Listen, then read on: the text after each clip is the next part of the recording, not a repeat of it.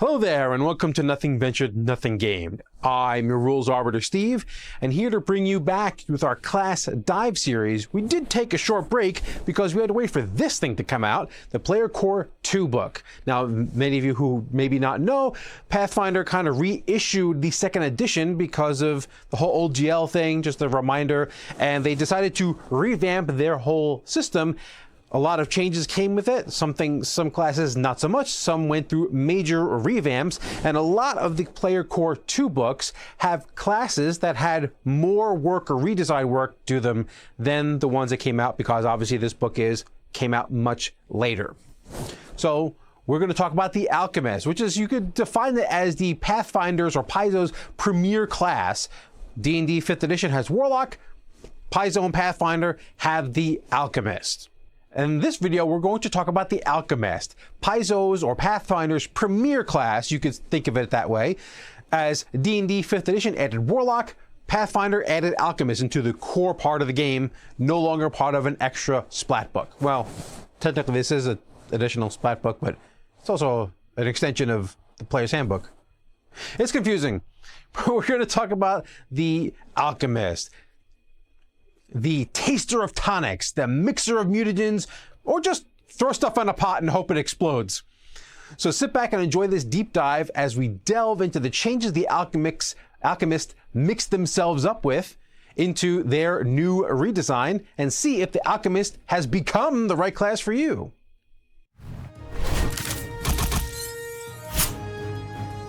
So what is an Alchemist?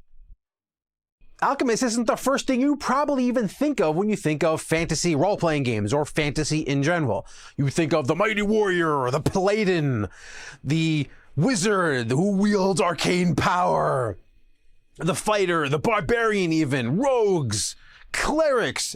Alchemist is on the bottom of the list when you're thinking of fantasy role-playing games. They kind of ride and have that weird steampunk-ish kind of thing when you think about that. But Alchemists kind of always showed up in fantasy. They usually kind of peruse the edges of it instead of being in the forefront. You don't hear too many heroes being crazy alchemists.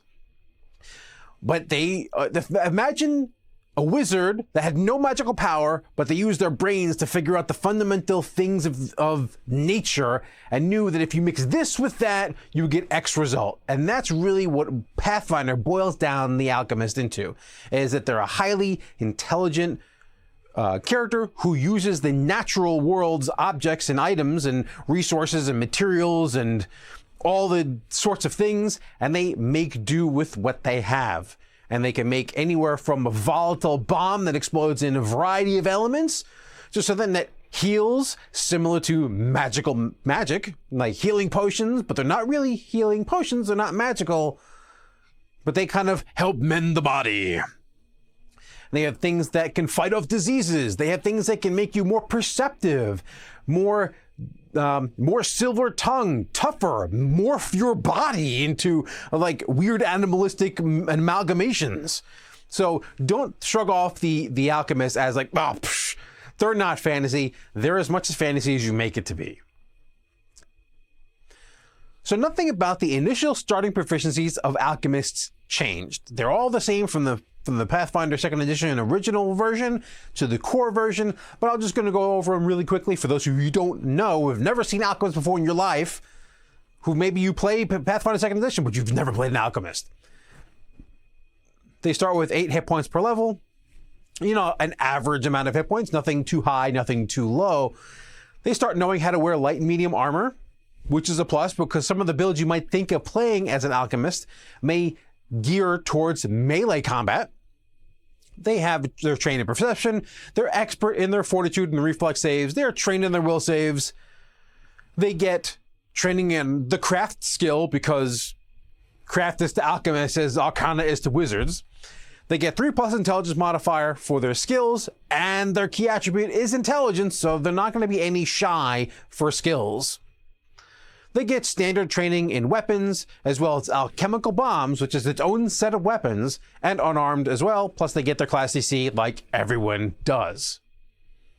So now with the starting proficiencies out of the way, and before we get to really what they can do, I want to talk about a little bit of the conundrum of Alchemist. So we've talked about martial classes before, like the fighter, rangers, rogues, and among others. And we've also talked about the more mystical, magical classes like wizards, clerics, druids, bards are put in here too. The weird thing is the alchemist lives in a very in-between world between martials and magic. While what they do is purely alchemic and is not magical per se, they tend to follow the similar playstyles and restrictions that magical characters have to contend with. So basically, as I've talked about before, most spells cost you 2 actions. There's no way around it. Most spells cost you 2 actions, with some exceptions. Alchemist kind of falls into this category in a lot of cases. Using a potion, using an elixir, a bomb, only costs you 1 action. If you have a bomb in your hand and you want to throw it, you can throw it 1 action, no problem. But the problem is you have to draw it into your hand. Or you're using your quick alchemy to produce one into your hand. Without certain feats, you're going to still have to spend 2 actions to use it. So a quick alchemy, I cobble up a bomb. Well, now I have to do something with it. I have to throw it. Maybe I cobble up an elixir. I need to heal myself or heal another person. So now I have to cobble up that elixir and drink it. Or give it to somebody else to drink it. So generally, you're still stuck with doing 2 action stuff on your turn. It's 2 separate actions, but it still amalgamates to the same, I'm spending 2 actions to do the one thing I want to do, versus the fighters and the martials can kind of get a little more leeway, more mileage out of their actions a lot of the time. Maybe you want to create a poison and coat your weapons with it. Well, that's 2 actions. You have your weapon in your hand, you'd hope. You cobble together your poison, and that's 1 action. Then you coat your blade, that's your 2nd action. So most alchemist turns, 2 of your actions are basically spoken for. So you like to get the bomb or some other useful, like maybe get another bomb ready for next turn, or maybe other useful action. So in some ways, they are similar to spellcasters, but unlike spellcasters, the alchemists are using regular strikes. So when I throw a bomb, I'm not using my intelligence modifier for my spell attack. I don't have a spell attack. I'm using my dexterity to throw something, as any character would when they throw something. Or maybe I've coated that weapon and with that poison, I want to stab somebody. Now I use my strength, or maybe if I have a finesse weapon, I still use dex, but you get it. So you really ride the line between martials and spellcasters, because martials really only care about the physical stats, and the spellcasters really only care about their magical stat, with some exception. Obviously, you need health and you need AC, but the alchemist needs both to do the one thing that everyone else only has to spend 1 or 2 stats on. You need at least 2 or 3 stats for. But there is a saving grace. Alchemists always have all of their vials at their max level. So if I'm a 20th level spellcaster, I still have 1st level spell slots, or 1st rank, but you still have that low rank spell slots. At my 9th level, I have from 1st to 9th level spell slots, and I can only stick a 1st level spell in a 1st rank slot. That's the reality of how you play spellcasters. But as an alchemist, if I'm 20th level, all my bombs could be 20th level. So that's the benefit, that's the saving grace of alchemists, is that effectively my level dictates the power of all of my stuff. I just don't get as much stuff. And I have to contend with having to use dex or strength to attack, versus spellcasters can solely focus on their primary stat. But some of the changes to the new core edition really help alchemists, especially low-level alchemists, to help differentiate themselves from different types of alchemists. What actually can alchemists do, and what changed? So the first big change for alchemists is now they have 2 different pools that they pull from to make their alchemical stuff. Their vials, their elixirs, their bombs, poisons, mutagens, all this kind of stuff. They used to have only 1 pool of this, and they had to juggle it, where you can do stuff at the beginning of the day and make stuff ahead of time, and you got more efficiency. So every one thing you spent, you got 2 or 3 things back. Or you could do it on your turn, which cost you actions, but it was 1 for 1, and you had to really juggle this pool and hope you didn't run out too much. Because the old alchemist from the original 2nd edition, once you kind of ran out of stuff, you were a really bad fighter. And I mean really bad. You had less health, less proficiency with weapons, you had just less of everything. And none of your feats would work. Almost none of your feats would work if you had no alchemical stuff to use it on. There were mitigations later on in the levels, but low-level alchemists kind of got boned. That system has been completely revamped. Now you have two separate pools. One that you set during your daily preparations called Advanced Alchemy, which starts at 4 plus your intelligence modifier vials that you can create per day. And you have a second pool called Versatile Vials, which gives you less. You only get 2 plus your intelligence modifier of number of vials that you can create. But this pool is renewable, similar to how focus spells work for spellcasters. It's slightly different, but effectively, you spend some downtime outside of combat. Every 10 minutes, you get some of these vials back as you harvest some more materials. And the Versatile Vials are actually a cool addition, which helps separate out all the different research fields or the path you're going to take at first level. Each one of the research fields modifies these vials and lets you use them in different ways that the other ones can't do. So you're going to feel way more unique with your chosen path than you normally would with an alchemist. And the alchemist at the beginning, you can make more vials, and some of these you can make really efficiently, but there really wasn't too much difference. And that was always a bummer for me. And I really like the change that they made to the research fields, which we're going to get onto later in this video. So the Versatile Vials we're going to talk about, since it's brand new, can be used in 2 different ways when you use the Quick Alchemy action. Quick Alchemy action is broken up into 2 different kind of subsets, things you can do with Quick Alchemy. The first one is called Create Consumable, which you take one of your vials that you have and you turn it into an alchemical consumable that you have in your formula book, effectively your spell book. But the item is short-lived and the item itself can only survive until the start of your next turn, so you have to use it. The second part was called Quick Vial, which creates a versatile vial and creates a brand new versatile vial. So you can, even if you've used up all of your vials for the day, well, not for the day, maybe for the battle, you burn through all your versatile vials. The second part always creates a vial. So even if you're absolutely out of things that you can throw or drink or do, whatever, you can always use this second part of the component, which creates a versatile vial into a basic bomb. They have stats for it in the book. You can read it into that at your leisure. Eventually, they'll put it on Nethys. But it kind of creates a basic bomb. You can almost call this a cantrip bomb, where basically you always have access to this, or you can change your versatile. You can create a new versatile vial and use it in the way your research field dictates, which in each research field has a vastly different way that they can use their vials.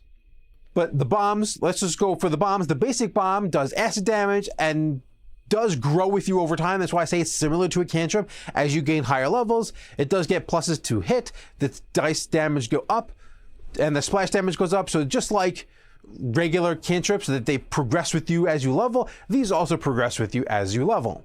But these are even more unstable. So you have to use them by the end of your current turn, since they are basically created from almost nothing. It's created from whatever you can grab onto at the time. You throw some stuff into a vial, and then you've created a versatile vial as a bomb or one of your research things. So you got to use them. The research fields also saw an overhaul. As I said, they've changed how alchemists create their stuff and how many uses that they get out of the alchemical supplies. So they've revamped the research fields. The old version just gave you some efficiency, meaning that you can create some items more efficiently than others. Obviously, if you were a bomber, you can make bombs a little bit more efficiently. If you are a Chirurgeon, which is the healing one, you can make healing things a little bit more efficiently. But that whole system got thrown out with the separation of 2 pools. So each research study comes with 2 formulas. You get 2 extra formulas for your chosen path. Bombs for the bomber, elixirs or things with the healing trait, elixirs with the healing trait for the Chirurgeon, etc., you get it. Next, they all have a field benefit. This is some passive benefit the alchemist gets for specializing in their chosen field, like the mutagen gaining temporary hit points every time they drink a mutagen. And lastly, you get field vials, which you've already talked about before when we talked about Quick Alchemy. Like toxicologist can make poison bombs instead of acid bombs, and then you can choose, instead of making a bomb out of it, you can coat your weapon with it and start stabbing people. You get more benefits, similar to how the research field was in original 2nd edition. As you get higher level, at 5th level, you get an additional field discovery, which is an additional passive benefit. At 11th level, you get advanced vials, which is an upgrade to your versatile vials and how they can be used or what they can do. And at 13th, you get a greater field discovery. This is the last thing you're going to get for your field, your research field. And you just basically just get a bigger benefit, almost a penultimate benefit for, reaching the 13th level. Each one of the research study disciplines feels different in their own right. They have very much differentiated them way more than they were originally. The two other significant changes that the Alchemists went over is they gained master proficiency in weapon training. So for those mutagenists or toxicologists that want to use weapons to deliver their attacks, you'll be very happy. Even bombers, you're going to get weapon training and master weapon training, so that's always a good thing. This replaced the old alchemical alacrity, which technically this ability no longer functions as intended because of the changes to how the alchemist gets their advanced alchemy. And the additive trait changed as well, but we're going to talk about that when we talk about the feats. So if you're an Alchemist player, but you haven't taken a look at the Alchemist recently, either you have a high-level Alchemist and your game is almost done, or you guys are maybe just converting to core and you've like, oh, well, I played an Alchemist, three games ago, and I know what they're about. Take a look, and my suggestion is take a strong look at the new Alchemist if your table is converting to core, because there is enough changes that you're going to be shocked. You'll be shocked.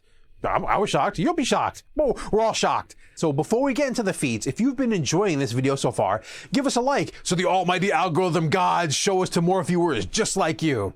And if you're not subscribed, consider hitting the subscribe button and the notification bell to be notified when we make new videos. So there were a lot of changes, new feats, and feats that were removed. So we're going to try to get through this pretty quick. So comment down below if I kind of gloss over something you have a question about, and I'll answer it down in the comments. At first level, we have 3 changes to talk about. The first is the alchemical familiar feat gaining a small buff. Since the familiar rules changed when they went to core, your familiar gains the construct feat, and it doesn't have to have the requirements that entails. The second feat was to the blowgun poisoner. This feat used to be called subtle delivery. It works exactly like it did before, except they added some verbiage. So basically, if you were hidden or undetected and you shot someone with your blowgun, you can attempt the immediate stealth check to see if you can remain or become hidden and you don't become observed. This is for all you sneaky alchemists out there.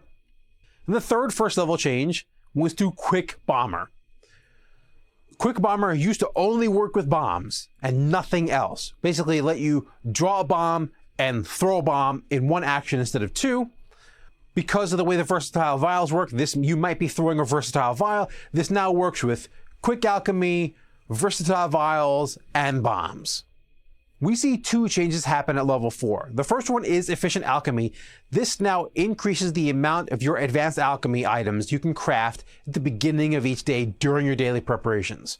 It still has the other benefit of when you craft stuff and downtime, you can increase your yields. It still does that, but instead of doing what it did before, it now increases the amount of advanced alchemy you get. This does not increase your versatile vials. These are 2 separate pools. This just affects advanced alchemy. And the second feat, we're going to talk about in just a second, but we have to talk about, because the second feat is an additive. And we have to talk about the changes that additives went through. Additives are ways that alchemists can alter their alchemical items with further benefits. This trait was reworked to be easier to understand and not as clunky to use. Previously, all additives traits came with a number, like this. And this number changed the level of the item you were making. So if you were making a 4th level item and you added this, whatever this ability is that adds this additive, this now a 6th level item. This caused the problem because say you're a 5th level alchemist and you took a feat that gave you an additive 2, and now you want to use it on your 4th level item. Well, now it becomes a 6th level item that now exceeds your level. You can't do that You can only make stuff up to your level. This caused a problem, so you always were in this weird situation of, what level am I making? Wait a minute, did I make a lower level version of this? And it was a lot of bookkeeping and clutter. It was a lot of clutter. So how they changed this is, whoosh, they got rid of the number. It just says additive. And the additive trait basically says, when you use Quick Alchemy, you can add an additive. This additive will tell you what types of items you can use it on. Like Healing Bomb, we're going to talk about in just a second. Healing Bomb says it must be an elixir of life. Healing Bomb does not work on anything but elixirs of life. But some other additives work on any bomb, or any elixir, or any mutagen, or any poison. So they will tell you what it can do, which item that it has to be added to. And you could also only add one additive per round, and only one additive can be added to any particular item. So you can't have two additives in one item, and you can only do this once per turn, once per round. Whew. Now back to the feat changes. The other feat that we're talking about, as we referred before, is Healing Bomb. This lets you take your elixirs of life into a throwable healing bomb. The old one worked a little differently. What you need to know now with the new version is there are 3 states that you can be in. You can critically fail, you can fail, or you can succeed. There's no more crit succeeding in this. Crit failure means nothing happens. Duh. If you crit fail and stuff happened, we'd have a problem. Crit failure means nothing happened. So you throw your bomb, nothing happens. Failure means that only the target gets the healing, but it's only for the number of dice you would have rolled. So if you rolled 3 dice, normally, the person would only heal 3 hit points. You're actually not rolling any dice. They'd only heal the number of dice you would have rolled. And on a success, the healer acts as if they drank that elixir themselves, getting all the benefits, and rolling the healing as normal, and every living creature around them heals equal to the number of dice you would have rolled for that person.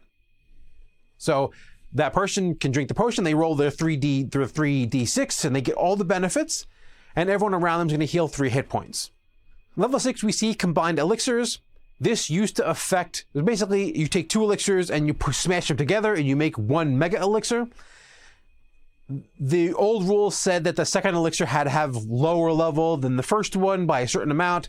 You can use any elixirs you want now. There's no more restriction on which elixirs you can use. It's not tracking levels in this one.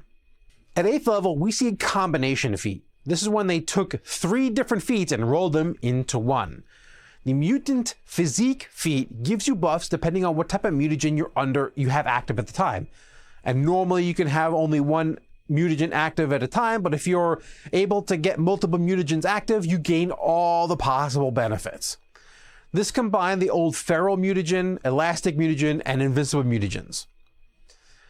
They did give slight buffs to the feral and the invincible mutagen, I think.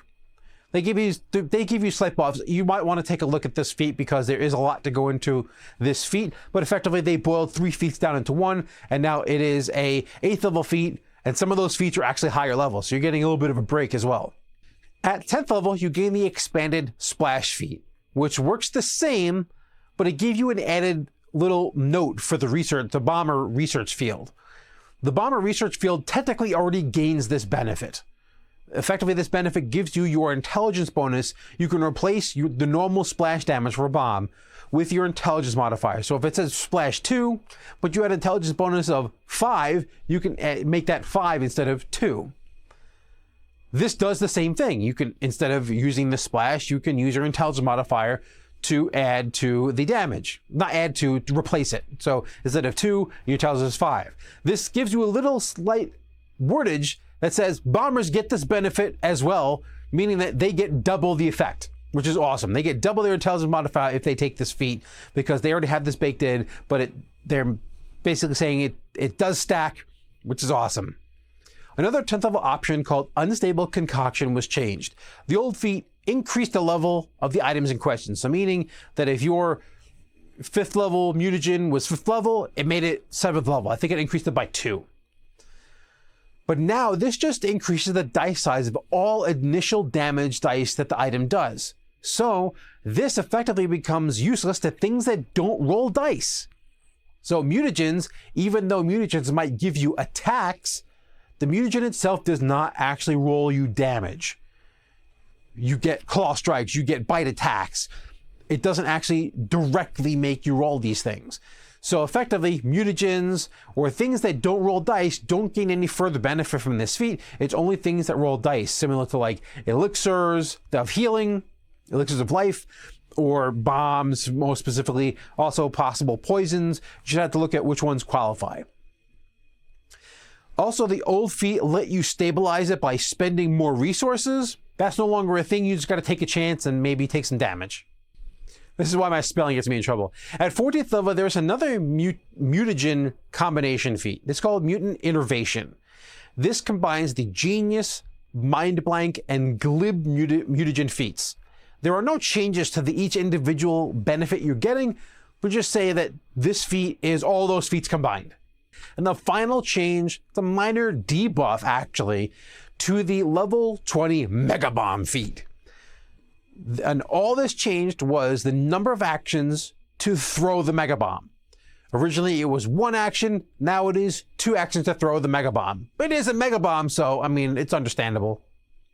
At level 1, we saw the loss of the Poison Resistance feat, because this ability was rolled into the Toxicologist research field at 5th level. They get a similar ability. At level 2, Demolition Charge worked similar to snares as it set up a trap with alchemical items, and they just removed it. At level 4 saw the removal of the Calculated Splash feat, which was rolled into the Bomber research field, which will let them change their splash damage to the intelligence bonus, which we talked about earlier in the video. At level 8, had the Perpetual Breath feat removed. The changes on how advanced alchemy and the addition of versatile vials saw this as not an unnecessary upgrade anymore. This upgrade technically didn't function anymore since the changes, so it's gone. And here are the 3 feats we were talking about before, rolled into 1 feat. That's the level 8 Feral Mutagen feat, the level 10 Elastic Mutagen feat, and the level 12 Invincible Mutagen feat, all rolled into Mutant Physique. At level 10, we saw the Potent Poisoner feat removed, as once you hit level 5, all of your alchemical items allow you to use your save, your personal class DC, replaced for the saves, not just the ones you make with Quick Alchemy. So now, across the board, at level 5, if you're an alchemist and you made your infused stuff, all of it uses your class DC, not the listed DC of the items. So then this made this feat irrelevant. And here are all those other 3 feats that we talked about before. Level 14, we saw the Glib Mutagen. Level 16, the Genius Mutagen. Level 18, Mind Blank Mutagen, all rolled into the level 14 Mutant Innervation we just talked about. Level 16 saw the Chemical Contagion feat being rolled into the Toxicologist Greater Field Discovery at level 13, so that feat got removed. And at level 20, the Perfect Mutagen feat was removed. This effectively made you no longer feel the drawbacks of your mutagens, and the Mutagenist gained a lesser version of it with their versatile vials. They can suck down a versatile vial and subdue one of their drawbacks instead of having it automatically happen. So the Alchemist did get quite a few new feats since the rework and the removal of a lot of their feats. So there's a lot of new feats. I'm not going to go over all of them. I'm going to let you enjoy learning about them themselves. I'm going to pick out 2 that I think are really, really cool, and 1 that I think is kind of sort of necessary. Yeah, well, I'll pick 1 or 2 depending on how long this video goes. I might cut out one of them, but one of them is kind of, I think, almost required. Maybe not with the versatile vials, but we'll get to that. One of the feats that I'm going to talk about actually really aids in the Alchemist being a support class, as well as being able to be a direct combatant with bombs. And this is the Invigorating Elixir. This is an additive feat that allows you to craft an alchemical elixir that can be drunk by someone who's sickened. Normally, you can't drink anything while you're sickened. And also lets you attempt that character, whoever drinks it, can attempt to counteract a condition on them: clumsy, enfeebled, sickened, or stupefied. And there are upgrade feats that add more conditions you can help remove with this feat, which I think is a really cool way of dealing with some of these, and some of the ones that you get access to with later upgrade feats is pretty significant. You can get stupefied removed with this, which is awesome. So the level 4 Invigorating Elixir, that's a tongue twister.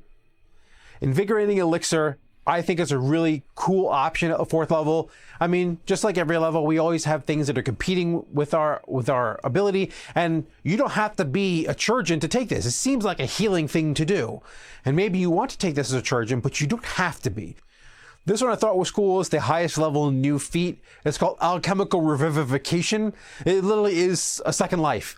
If you're under the effects of an elixir and die, you automatically get brought back to life and all of your lingering elixirs stop. And then you're immune to this effect for a while, like hours, I think. Our troops on the upper levels fall back and turn on it. And I think there's one that is kind of a necessity. And it's actually, we talked about it already as a change, but there is a new improvement feat for it. And it's called Efficient Alchemy. And there's an improvement feat called Improved Efficient Alchemy. And what this does, the improvement does, is it increases the amount of advanced alchemy stacks you have. So you start with 4 plus your intelligence modifier.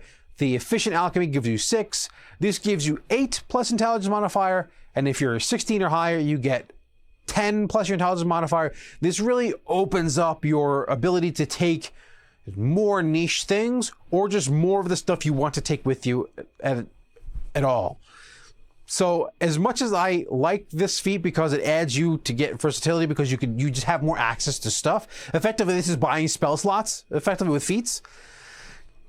I hope this isn't as necessary as it looks on paper. That's really the one concern that I have, is it looks like it's super, super necessary where it doesn't matter what any of the other 10th level feats give you, is that you should be taking this feat. But I hope it's just not as necessary as I'm fearing it to be, because of just the power of getting way more stacks of your advanced alchemy to just have more options on you during the day. Because there is no way to get your advanced alchemy back. There is one feat that lets you get back your versatile vials once a day.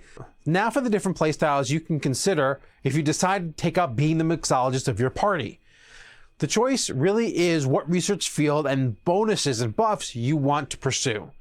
The most straightforward, in my opinion, is obviously Bomber. Make bomb, throw bomb. I don't know how much simpler it can be. But with Alchemist and allies who are in melee, it's always tricky as friendly fire is a thing. So be careful, and there are ways to mitigating that. So just choose your feats wisely. The second option, and arguably the weakest from the original version of this in Pathfinder 2nd Edition, is the Chirurgeon, which saw some much needed help with the overhaul of the research fields and its focus on healing themselves as well as their party. The only one that has an option that it requires you to be this research field. All other feats don't have any requirements to the research field. This one, technically the Chirurgeon has access to one more feat than everyone else does. But they're more capable than they have been in being able to heal other people, and they've reworked some things that used to not work, but they were rules as intended to work, and it was really weird. They didn't word this properly in the first time, but now it works nicely. The Mutagenist is also a solid option, although a more dangerous choice as they focus mostly on melee combat. And this isn't to say that you can't pick a bomb, craft it, have it made up ahead of time and throw it, but the Mutagenist really gets bonuses for being under effects of mutagens, which usually gives you claw or bite attacks, as well as other benefits. A mutagen isn't just about attacking. You can drink a mutagen to make you more perceptive. You can drink a mutagen to more sly tongue. So the variety of mutagens is quite vast, but if you're from a combat perspective, the Mutagenist is a melee combatant. So you're either going to think that you have medium armor proficiency, and there are several tricks that they get to have with active mutagens going. We talked about them before, and they are the only ones that can have multiple mutagens active at once. So they're the only ones that are going to get the biggest bang for their buck for those mutagen feats we talked about. Finally is the toxicologist, the poison maker. And although this is a slightly riskier option because poison does take time to do its damage. And unless you're going with the ranged option, melee is going to be your direct avenue of choice when it comes to delivering your poisons. You also don't have the backing of mutagens unless you're going to spend extra actions buffing yourself up and expending extra resources to get those mutagens active. And always having to deal with the mutagen's drawbacks, as the Mutagenist can have ways around them. Also, some of the poisons restrict how they can be used. Not all poisons are injury poisons. Some must be swallowed or inhaled So you have to be careful on which poisons you use and which ones you want to use, but they do have the ability to be all sneaky and put stuff in people's food and all that stuff. So they do get the versatility there. So now for the aftertaste of all that things you've been drinking as an alchemist. You have limited resources. And if you run out, you're stuck throwing your basic bombs, and many of your abilities works on your alchemical stuff. So it's going to be severely depleted when you run out of those advanced alchemy stacks.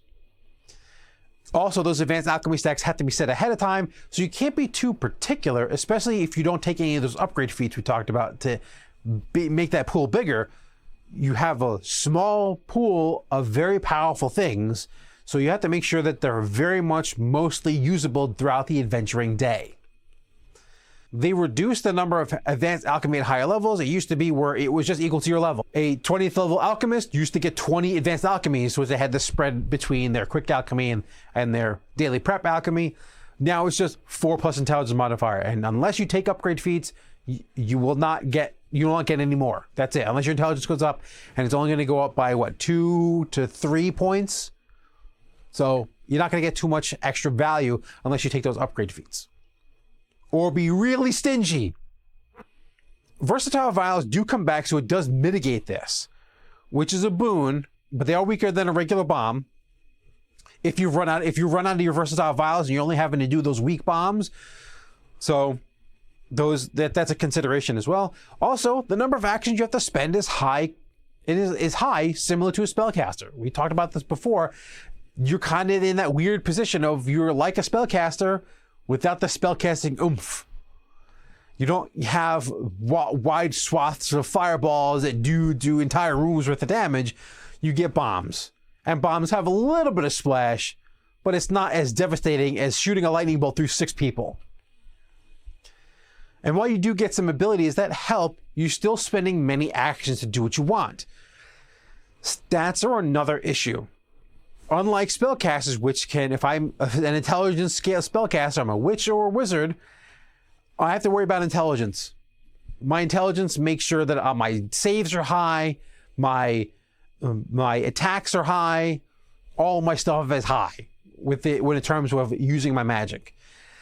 When it comes to alchemist, my dex if I'm throwing something, it has to be dex. If I'm using some other stuff, my DCs are based on my intelligence. If I'm stabbing someone or clawing someone, that's my strength. So I'm in this weird thing where I need multiple stats to do what I want to do. So you might feel a little bit more stretched as an alchemist. Plus you need hit points, you need AC, you need will save, you need to make sure all these things are at some point. So something is going to suffer along the way. So you can quickly realize that you become very fragile if you focus on only attacking. If you only focus on strength or dex, and you kind of leave your AC or your hit points kind of low. So you got to be careful with that. In conclusion, the Alchemist overhaul added some much needed love to the class. They added some much needed oomph to low levels, but they did take a hit at their high level punch. They do have less resources at higher levels than they used to, but they do have that renewable resource of the versatile vials. But depending on the build, they can be strained for stats, but the Alchemist is in a good place for the versatility of all the different alchemical items they'll have access to. All you have to do is put more pages in your formula book and you can have access to more and more stuff without spending the added time of crafting. And they do have some cool buffs from their research fields, making them all feel different and fun to play. And although the different research fields do have focuses, there's nothing in the rules that prevents you from making elixirs of life as a bomber or making poisons as a mutagenist. You have the versatility if you need it. But that's just one person's opinion. Sound off down in the comments below if you've tried out the new Alchemist. Thanks for watching and stay tuned for more character dives just like this one. But until then, this is Steve from Nothing Ventured, Nothing Gained. May all dials be crits and may you always roll max damage. See you later.